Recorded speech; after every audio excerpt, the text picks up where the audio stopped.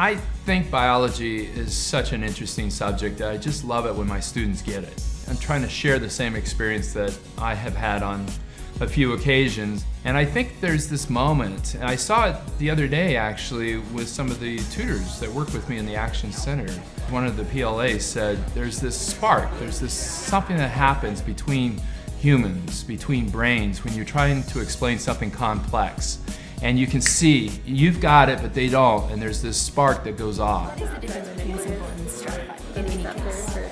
Stratified has more to it. That's right. And there's that feeling, I think there's this need to communicate, to reproduce that idea in another brain, to share it, to mutate it, to modify it, to make it grow. And there's something there in that love of teaching, I think. See, nothing. Yeah, it's a normal rope. That's fine. That's fine. It's just a normal rope. What? Look at that! What? Look at that! Are you kidding me? I can't. Second try, that's pretty good. But again, it's beating the eye because it's going so fast that thing's flipping over and making a knot. Perhaps I love my discipline so much because of a few light bulbs that went off in my own head. There were some moments in my life where I was wrestling with a really complex idea and I finally got it. And it just rocked my world. In some ways, it changed me forever. Bang! Open the sodium channels, close the sodium channels, open the delayed potassium channels to bring the action potential I back. think really one of the most profound images I try to keep as I approach my teaching is not so much me being the center of attention or my students being the center of attention, but biology being the center of attention. I think biology is so interesting, and I really do learn as much as the students do as I go through any class. We're gonna do the wave because it's the best analogy for how neurons work. Okay, stop. Brilliant. What happened? The wave propagated, but you stayed put. There's even a refractory period. There's a limitation on how fast they can go. Come on, here comes the second one. Look at that. Yes! Biology is so important, it's so great, it affects all of our lives so much that we're all coming in learning side by side. I can share the greatness of biology and hopefully we learn together. That's kind of my icon as I think about the way I teach. Try to make this big class feel psychologically small. Hold the paper about a foot from our eye. We're going to close one of our eyes. Well, I think it's really important to empathize with your students. I still get nervous too, I always do. This is actually really easy for me because I was absolutely not the best student. I remember vividly struggling with some of my classes and really not knowing how to study. Yeah. Oh, okay. Oh, is it?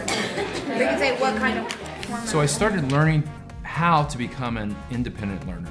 And that's what I really wish for every single one of my students. How do you make sense of a complex subject? And if you don't make sense of it, what do? You seek out resources, you go see the professor. But I think to be a good teacher also means that you need to relate to your students and kind of know what they're going through too. We will test your colleagues with your questions. So the first challenge is to write some good questions for each other. The brightest of the bright really get attracted to the university, and I get to immerse myself in these students every single day. I have a class of 400 or so students, and it's a little nerve-wracking sometimes. You never know what they're going to ask, but they really keep you on your toes. And you get to model learning with them. If you don't know the answer, you don't know the answer, so you learn, you figure it out together. And some of these students I've been really fortunate to have in my lab. I think it's really important for students to get hands-on experience, to be engaged with material, to think critically about these concepts. Don't just accept them at face value.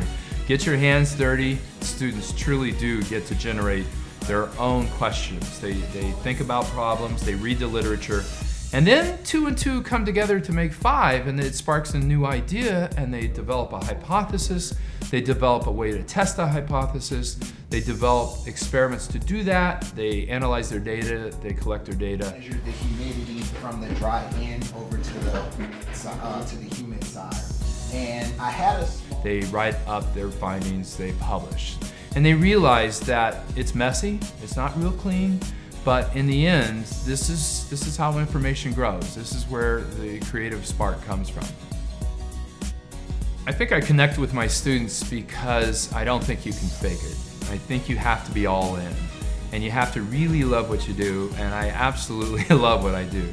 To me, it's the best job on the planet. Potassium ions on the inside of your cells. I think we are really fortunate to have the quality of students we have here at OU.